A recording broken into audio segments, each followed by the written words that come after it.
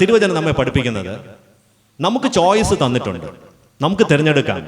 അച്ഛൻ നേരത്തെ പറഞ്ഞു പോലെ വെളിച്ചമുണ്ട്, ഒരു സൈഡ് ഇരുളുമുണ്ട്, നന്മയുണ്ട്, തിന്മയുമുണ്ട്. അപ്പൊ ഇതിൽ ഏത് വേണമെന്ന് നാം തിരഞ്ഞെടുക്കണം. അപ്പൊ ആ തിരഞ്ഞെടുക്കാനുള്ള സ്വാതന്ത്ര്യം ദൈവം നമുക്ക് തന്നിട്ടുണ്ട്.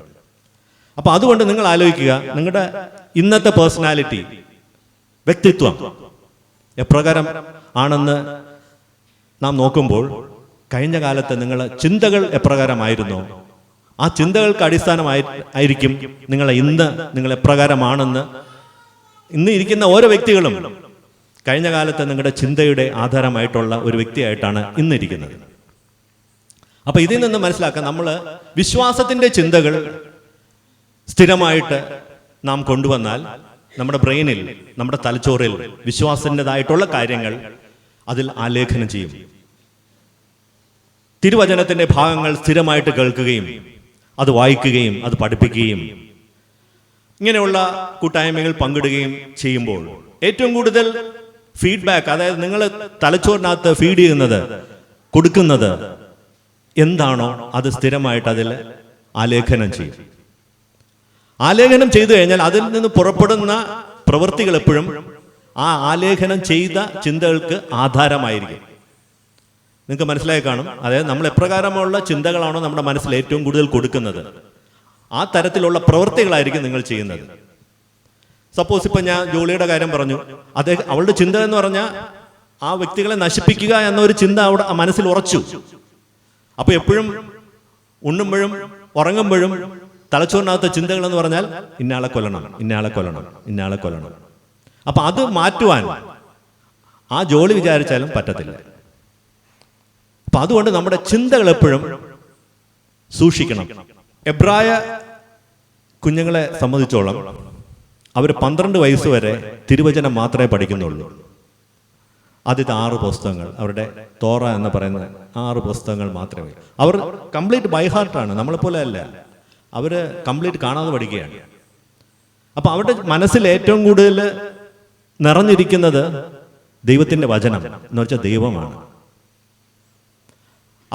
അവർക്കൊരു വിലാപം അതിലുണ്ട്. പണ്ടത്തെ ഇസ്രായേൽ, അന്നത്തെ യഹൂദ ദേവാലയത്തിന്റെ ഒരു മതിൽ നമുക്ക് അവിടെ മിച്ചമുണ്ട്. അപ്പൊ ആ മതിലിൻ്റെ അടുത്ത് പോയിട്ട് അവര് ബൈബിൾ വായിക്കുന്ന കേട്ടാൽ ഞെട്ടിപ്പോവും. ഞാൻ കണ്ടിട്ടുണ്ട്, അങ്ങനെ ഒരു ഭാഗ്യം എനിക്ക് കിട്ടി, ഞാൻ അവിടെ പോയി കണ്ടു. അപ്പൊ അവരിങ്ങനെ ബൈബിൾ തുറന്നു വെച്ചിട്ട് ഒരുപാട് പേരുണ്ട്, എല്ലാം ആണുങ്ങളാണ് കൂടുതൽ വരുന്നത്, പെണ്ണുങ്ങളവിടെ പ്രവേശനമില്ല അവർക്ക്. അവരിങ്ങനെ ഉറച്ച് ബൈബിൾ വായിച്ചുകൊണ്ടിരിക്കുകയാണ്. നമുക്ക് ദൂരെ നോക്കുമ്പോൾ ഒരു തേനീച്ച കൂട്ട് നമ്മളെ ഇളക്കി വിട്ട് കഴിഞ്ഞാൽ ഒരു ഭയങ്കര ഒരു മുഴക്കം കേൾക്കത്തില്ലേ, അറിയാമല്ലോ. അതുപോലെ അക്ഷരം അവർ എബ്രായ ഭാഷയിലാണ് വായിക്കുന്നത്, എനിക്ക് മനസ്സിലായില്ല. പക്ഷേ എല്ലാം കൂടെ ഒരു മുഴക്കം. അത് 24 hours ആണ്, 365 ദിവസവും.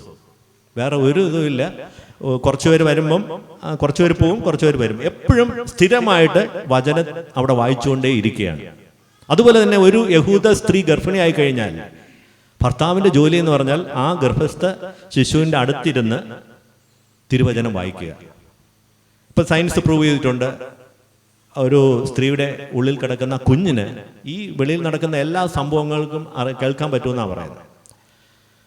അപ്പൊ അതുകൊണ്ട് യഹൂദന്മാർ ഇന്ന് ഏറ്റവും ടോപ്പാണ് എല്ലാ തലത്തിലും, ആത്മീയമായും ഭൗതികമായിട്ടും എല്ലാ തരത്തിലും. എവിടെ ചെന്നാലും യഹൂദനെ ജയിക്കാൻ ആരുമില്ല. നമ്മുടെ ഗൂഗിൾ ആകട്ടെ, സ്പെൻസർ, അങ്ങനെയുള്ള ഒരുപാട് എല്ലാ ടോപ്പ് ലെവൽ കാര്യങ്ങളും, വാട്സാപ്പ്, എല്ലാം യഹൂദന്മാരാണ് കണ്ടുപിടിച്ചത്. അപ്പം കാരണം എന്ന് പറഞ്ഞാൽ അവരുടെ ചിന്തകളിൽ ഏറ്റവും കൂടുതൽ തിരുവചനം ഉൾപ്പെടുത്തി. മനസ്സിലായോ നിങ്ങൾക്ക്? ഏറ്റവും കൂടുതൽ നമ്മൾ എന്ത് ചിന്തിക്കുമോ അതായിരിക്കും നമ്മുടെ വ്യക്തിത്വത്തിന്റെ അടിസ്ഥാനം. അപ്പൊ അതുകൊണ്ട് പ്രിയപ്പെട്ട ദൈവമക്കളെ, നിങ്ങളെല്ലാവരും ദൈവിക ചിന്തകൾ ഏറ്റവും കൂടുതൽ കൊണ്ടുവരണം. ഏറ്റവും കൂടുതൽ കൊണ്ടുവന്നാൽ എന്ത് സംഭവിക്കും? ദൈവിക ചിന്തകൾ മാത്രമേ നമുക്ക് വരത്തുള്ളൂ. നമുക്കൊരു തെറ്റ് ചെയ്യാൻ പോകുമ്പോൾ തന്നെ ബാക്കിൽ നിന്ന് ഒരു വോയിസ്, ഒരു ഫീബിളായിട്ടുള്ള വോയിസ്, വളരെ മൃദുവായിട്ടുള്ള വോയിസ് വേണം, ചെയ്യാൻ പാടില്ല. അപ്പം നമ്മൾ അതൊക്കെ മാറും. ആ വോയിസ് കേൾക്കണമെങ്കിൽ നമ്മൾ ദൈവിക ചിന്തകളിൽ ആയിരിക്കണം.